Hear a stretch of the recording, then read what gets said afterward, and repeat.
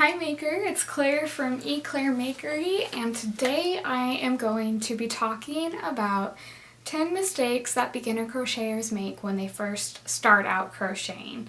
If this is your first time on my channel, be sure to hit the subscribe button so you never miss out on any of my tutorial videos and reviews on different products. And let's go ahead and just jump right in to talking about today's topic. So when we all first start out crocheting, there are a lot of things to learn, and we often make a lot of mistakes. I know I made so many mistakes when I first started out crocheting. I had no idea what I was doing, and it felt like I was learning a whole new language. I mean, you see all the different abbreviations and different steps, different techniques, and it's hard to know what to do. So sometimes we make mistakes, and it's just a part of the learning process. So today I am talking about 10 of the most common mistakes that beginner crocheters make when they first start out. I asked you guys for your input and your advice on things that you struggled with when you first started out, as well as these are some of the mistakes that I made when I was a beginner crocheter. So I'm hoping that these tips and these different things that I'll be sharing today will help you so that if you are a new crocheter yourself, or even if you are experienced, that you can have more confidence and be able to know what to look out for when you crochet. So let's go ahead and jump right in to these 10 mistakes that beginner crocheters often make and how you can avoid them.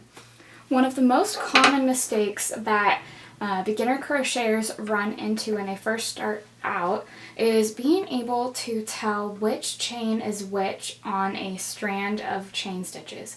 This was something that I really struggled with as a beginner crocheter. I couldn't tell, was this loop on the hook my first stitch, was this the first stitch, or that one? Like, how do you tell? It was pretty difficult for me, but once I picked it up, it really comes really easily and you're able to tell right away. So if you're a beginner crocheter, or even if you're an experienced one, how do you tell what is the first chain stitch?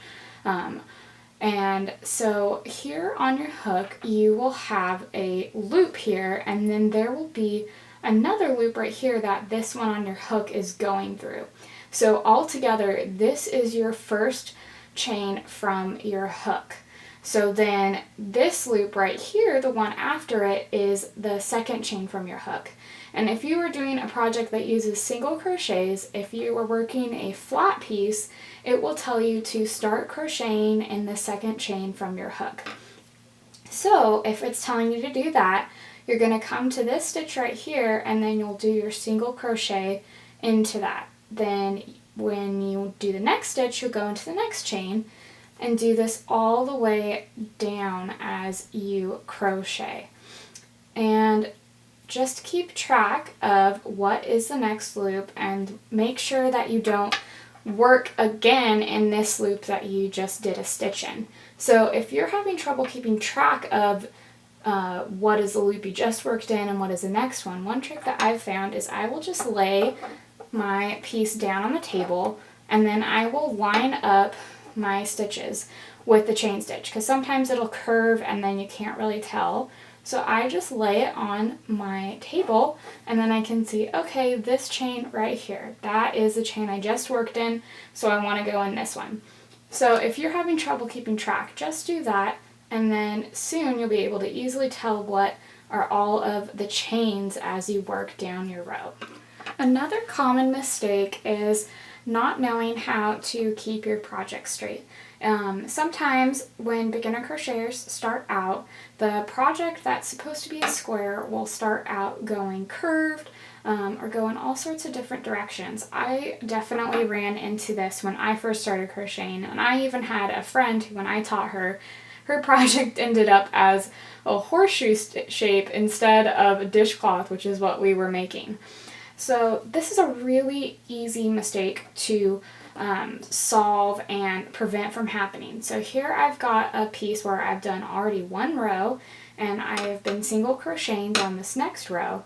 So I have 3 stitches left here, and this, on your last stitches, this is where you prevent it from not being straight. So you'll see here I have this last loop that of from a stitch in the previous row that I will be working in. Now you want to make sure when you're working in this stitch, you just want to put one single crochet in there. You don't want to go to and do a stitch in this loop right here, but you want to just stay and just do it in the last stitch. So if you were, say, doing it on this row, it would be turned like this, and then you'll have this loop right here on the end. Just do one stitch in there, unless your project calls for you to do an increase in there. But this is the most common place where making a mistake of adding an increase where you don't need one will happen. Sometimes it will be in your project in the row right here, and you'll accidentally do another stitch where you don't need it. And also sometimes what will happen is, so say you are chaining one and turning to start your next row, you want to make sure that that you put your first stitch in this first loop right here, which is the last single crochet you did in the previous row. So when you turn, you want to keep your work straight like this, and then you'll do your single crochet in there. And then you can just single crochet across your row, and it's super easy to make sure, if you just do that, keeping track of where your stitches are to keep your project straight and prevent it from curving. As you do different crochet patterns, you'll come across this word gauge. Now, what is gauge exactly? As I was learning how to crochet, I decided that, oh, I can just totally ignore this word and I don't have to do what it says because I don't understand it. That was so wrong. I messed up so many crochet projects because I did not do gauge. So what is gauge? Gauge is the amount of stitches and rows that you can fit in a 4 by 4 inch square. So this is known as a gauge swatch, and every crochet pattern will call for you to do this in order to make sure that your crochet projects turn out the exact same size that the pattern designer made theirs in.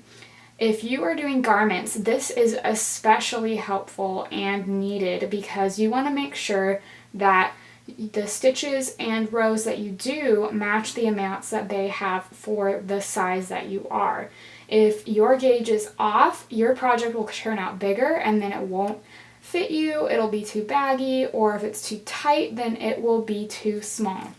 So how you can tell if your gauge is matching what they say is you'll make a square of the amount of stitches that they say, and then you're going to take a tape measure or ruler and you want to see, okay, where is my 4-inch mark here? And in this row, then you'll count how many stitches do I have. I've got 1, 2, 3, 4, 5, 6, 7, 8, 9, 10, 11, 12 stitches. And then I will turn it and I will line it up right here to see, okay, how many rows do I have to get to 4 inches? And I've got 1, 2, 3, 4, 5, 6, 7. So my gauge for this swatch is 12 stitches by 7 rows.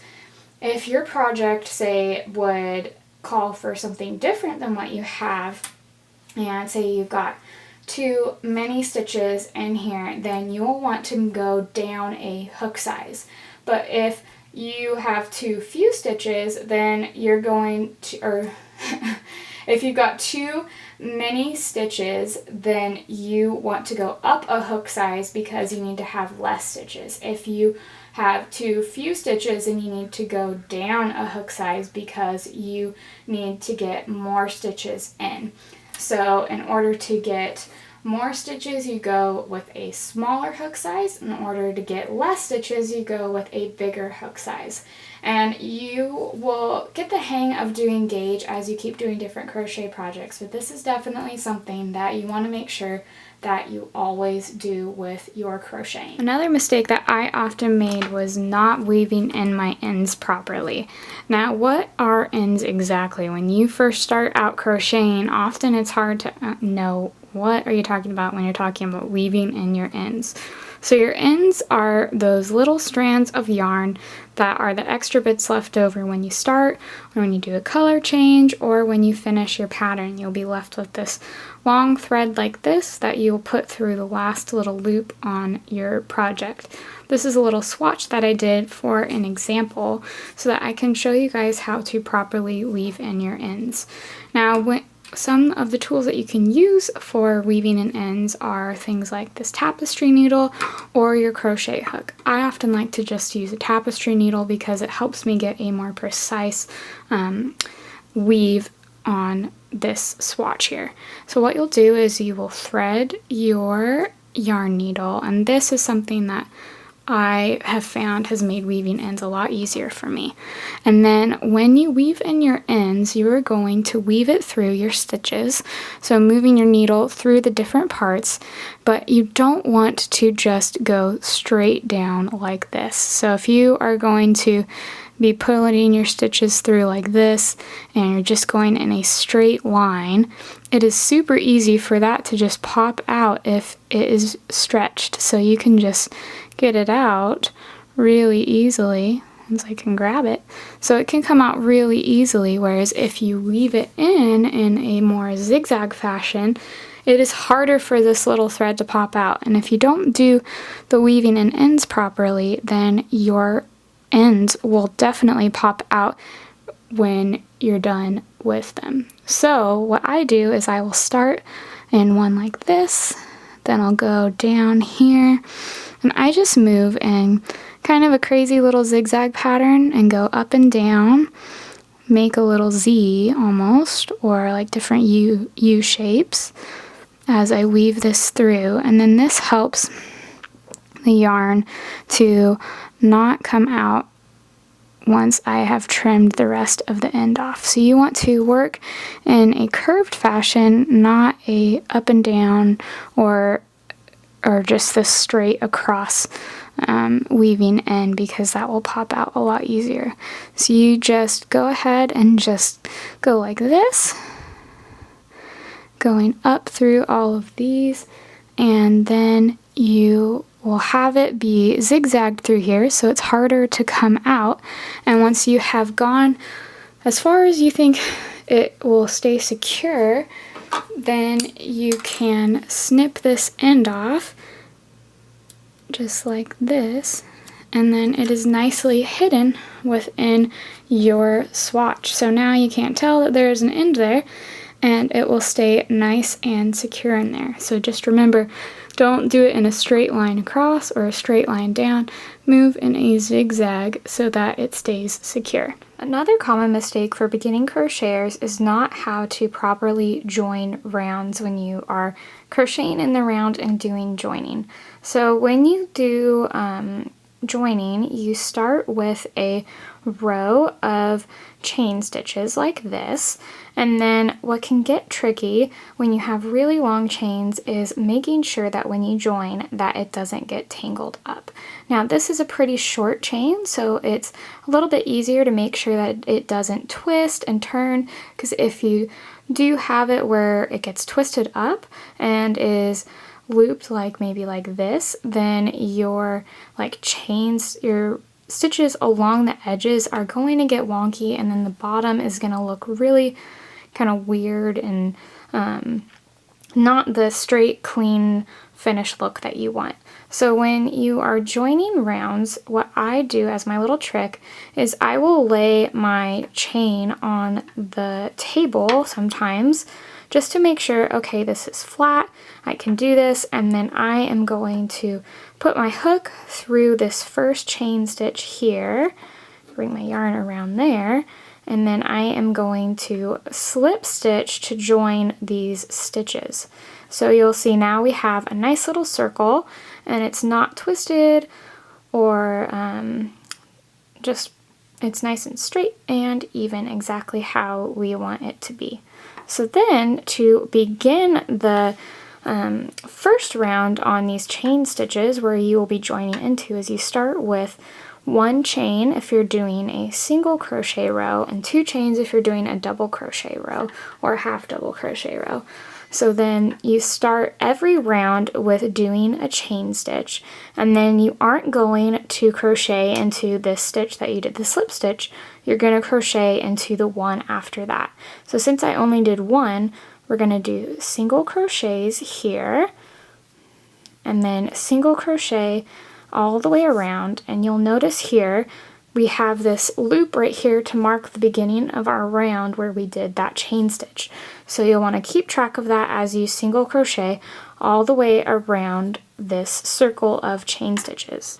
So as we get to the end of our round here, you'll see we've got this nice little row of single crochets going around here, and just make sure you keep track of that first chain stitch that you did, and then we'll do 2 more single crochets in here, and then 1 more into this next stitch. And when I was first starting out crocheting, my mistake that I made all the time is I would crochet into the stitch where the chain stitch was coming out of. Now you want to make sure that you keep track of this and stop before this stitch right here where your chain stitch began, because if you do it in here, your stitch count is going to be off from what you want in your round.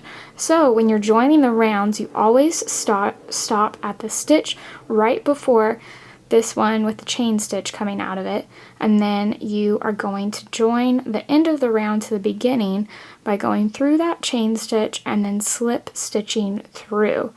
And if you do get messed up and like your stitch count gets thrown off because you crochet into there, it's super easy to fix. You just undo your round to where you joined it, and then you can just take out this stitch and join it again. Or if you've gone really far and don't want to go back, which I always recommend taking it out just to make sure your project is nice and even, you can always add a decrease at the end or somewhere in the middle to decrease your stitch count. But always just stop right before this stitch where you began your round and then just slip stitch to join, and you won't have any problems joining in the round. Another common mistake when starting out crocheting is not knowing how to properly read a crochet pattern.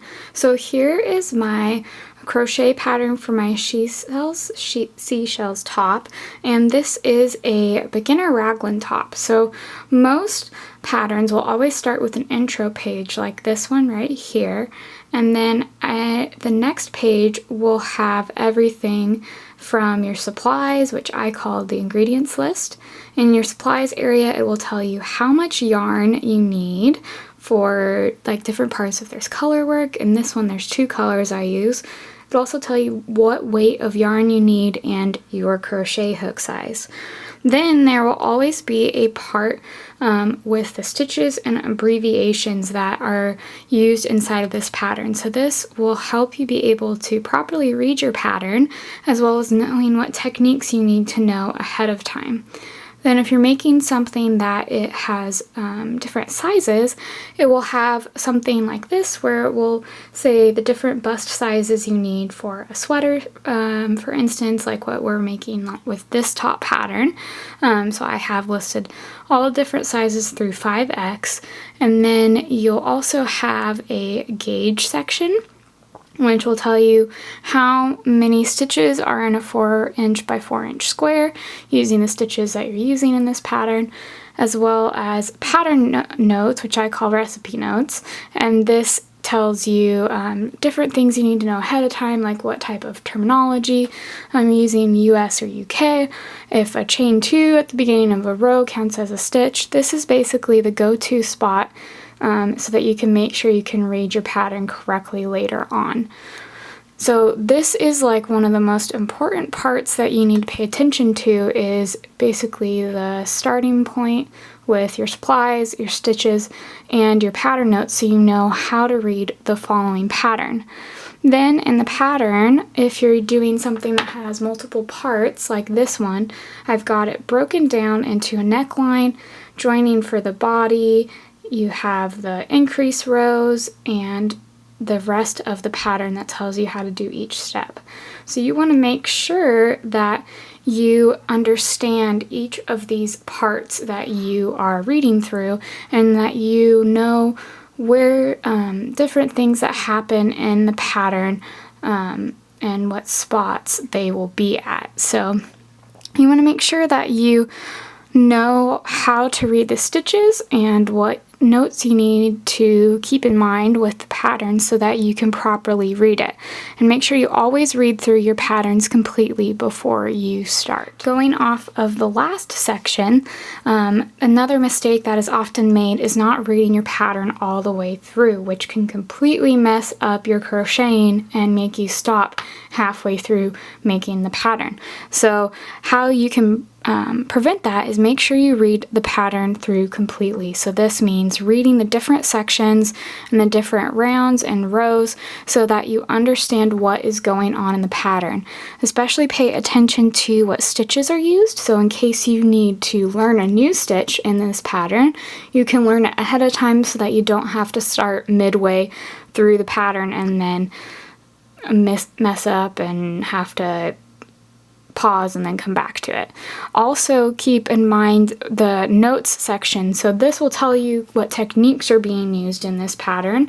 It will tell you what things you need to keep in mind, and when, like for example, when you have a chain 2 at the beginning of the round, that doesn't count as a stitch in the end stitch count. And in this pattern, because it's a raglan, it is broken down into a couple different sections. So if you've never made a raglan before, it's key to read through and see, okay, how does the pattern explain how to do this? How do I make a raglan? And what parts do I need to know? Raglans are super simple, so this pattern doesn't have very much in terms of complicated stitches or anything, but you want to make sure you read through this in order to understand what am I doing in this process. You also want to make sure you read like, okay, where does my size need to stop increasing, or where do I need to keep going with increasing on my size, as well as keeping in mind the stitch amounts at the end of each round so that you can always stay on track with your size and your pattern. So this is really important to make sure you read through the pattern completely, because you want to succeed right away with your pattern and get off to the best start that you possibly can. So you can avoid a lot of different mistakes just by simply reading through your pattern. Another form of working in the round is doing continuous rounds. Continuous rounds involve no joining, so you are always just continually working in a circle and increasing at even points along that circle in order to make your circle bigger. This is really important. This tip right here is you want to always make sure that you have the first stitch of your row marked with a stitch marker. I have a crochet stitch marker here, but I have also used bobby pins or even strands of yarn to mark the beginning of my round. Now you might be wondering, why do I need to use a stitch marker to keep track of everything? Well, if you are doing continuous rounds in amigurumi or other like plushies, even in garments, it's really easy to lose track of the increases that you are doing along here, and you lose count of all the stitches that you're doing. So say your round starts with 10 stitches and you're adding 5 more in that round, you'll have a total of 15 stitches, and sometimes when you're doing those stitches, it's really easy to forget, oh wait, where did I start? Where did I begin? When you join in the round, each round is marked with a chain stitch. But when you do continuous rounds, it is not marked with that. So I always put a stitch marker in the very first stitch of my round, which is right here. And so I will work that stitch and then put the stitch marker back in there. And then you can just crochet around. And when you get to the stitch marker, you'll be able to know exactly where you began your row. This is a really quick and easy tip for making sure that you always know where the beginning of your round when doing continuous rounds is. And if you do this, it will be super easy to keep track of. Another word that you'll hear thrown around in your projects is the phrase tension. tension refers to the tightness of your stitches. Some projects, especially ones that are for summer and spring, those use a pretty loose tension because they want to have more flowing designs. And other projects will have a tighter tension, so the fabric is tight together like how this swatch is right here. So I used to make this a weight 5 yarn and a 9mm crochet hook. So say I wanted to have even tighter stitches than this, then I am going to want to go down to a smaller hook size. But say I wanted to have looser stitches and bigger stitches, then I'm going to go up a hook size to a size 10mm. So then as I crochet with this, it will give me bigger stitches than what I did before, even though we're using the same exact weight of yarn and doing the same exact stitches. So you can even tell right here that these stitches are already bigger than these ones that I did down here. Another way that you can change your tension and how your tension gets affected is how tight you pull your stitches when you are crocheting. So if you are, say, doing your crochet stitch right here and you are pulling this all the way tight so that there's no room for your hook to move, and you do this and then you tighten it even more and push it down, your stitch is going to be really flat. So it's a little bit flatter than what's right here. But say if you don't have really any tension on your hook and you're just doing this and you're doing the same exact stitch, but look at how loose it is because your tension was too loose. So one trick that I always do is I will just kind of minimally pull the yarn as I work it, and then you want to just make sure that it is tight but not really tight. You want to have some breathability in your stitches, but you don't want to have it be too loose. And as you crochet, you'll learn your special way of how to do tension and keep it going the same, because you want your tension to be the same throughout your entire project. One of the mistakes that I made the most often when I first started out crocheting was not understanding using the proper yarn and hook size for a pattern. So in your pattern, it will give you a list of supplies that will tell you the weight of yarn and as well as the hook size that you need. Now, you want to make sure that you always do what weight of yarn and what hook size the pattern tells you. Otherwise, your pattern is going to come out completely different. Say you're using a DK weight or a weight 3 yarn like this cotton DK yarn. You can see it's pretty thin and pretty small, so this is going to be something that you're going to want to use a small hook size for. And on the back of your yarn, it will always have a list that tells you the knitting needle size as well as the crochet hook size that you need for that yarn weight. Sometimes patterns will have a different size that's just one up or one down from the one that's on your yarn label, but generally you want to make sure that you stay within the range of hook sizes that are ideal for your yarn. So say I have this yarn and then the pattern calls for like a size 5.5mm crochet hook, but I take my size 9mm crochet hook and I'm like, oh, it will be totally fine. This is the one I have. This is the one I will use. Well, if you do that, your stitches are going to come out a completely different size from the size that you need them to be. So you'll see here, if I'm using this giant hook size, my chain stitches are going to be super huge. So this is not what I want for this small of a weight of yarn. Now, if I would use the proper hook size that the pattern calls for, like this one right here, then I am going to get a much more ideal size of chain that I want. See, these are nice and small, exactly what I am wanting my yarn size to be for my pattern. So if I use the proper hook size, I will get the right amount of sizes. Now, the same goes for bigger weights of yarn.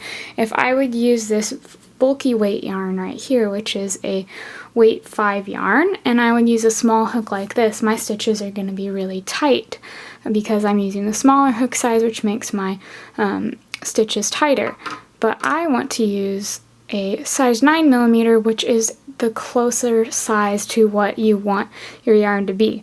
So you don't want to substitute different yarn weights in your patterns, otherwise they're going to come out in a completely different size, especially when you're making garments, because if you use a different hook size, then the sizing measurements that the designer has already figured out for you won't matter, because your pattern will not come out to the measurements that they have already determined. So be sure to pay attention to what your pattern calls for, as well as making sure to read your yarn labels to see what size hooks go with your weights of yarn. So I hope that this video was helpful for you if you are a new crocheter or even if you're experienced, and that now that you know what mistakes to look out for, that you can avoid them as you keep crocheting in your different projects and in this whole learning process that is crochet. So I can't wait to share another tutorial with you guys later on, so be sure to hit the subscribe button and like this video so I can keep making more tutorial videos for you. See you next time!